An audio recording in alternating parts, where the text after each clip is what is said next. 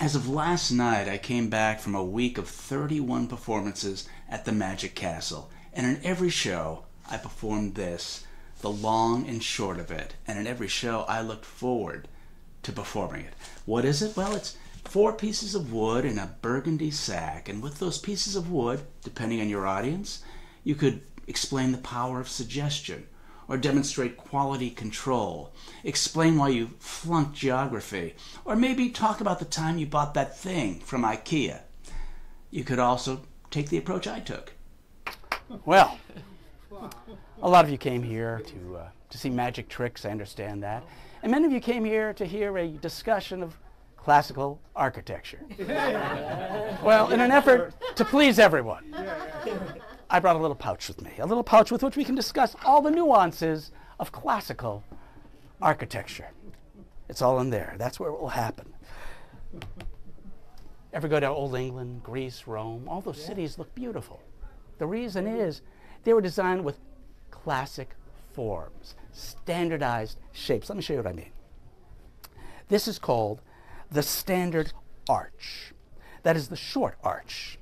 There's also a long arch. There's the short and the long. It's hard to see the size differential, but if you double it up, it becomes more pronounced. The short and the long. Short and long. They're color-coded for ease. Now that you understand the short and the long, you get the idea? Let's talk about the short. The short arch is an interesting one because we're making windows or doors. Oh, you thought this was the...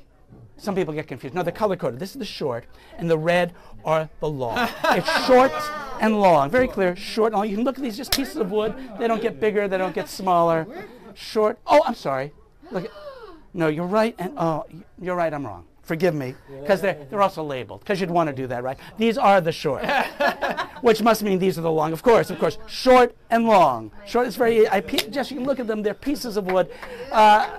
Thank you. There are variations you can do along the way, which makes it really useful in architecture. You could have a short long, a different sort of arch. It'll always match another short long, of course. A short long matches a short long. Or you can make it a long short. A long short will always match another long short. Of course, they have to. Where it gets interesting is if you take the long short and you make that a short long. That, of course, will be shorter than a long short for obvious reasons. What is that?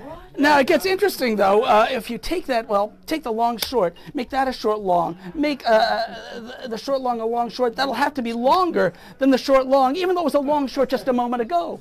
I think because the word long comes first. I'm not exactly positive, but it's something like that.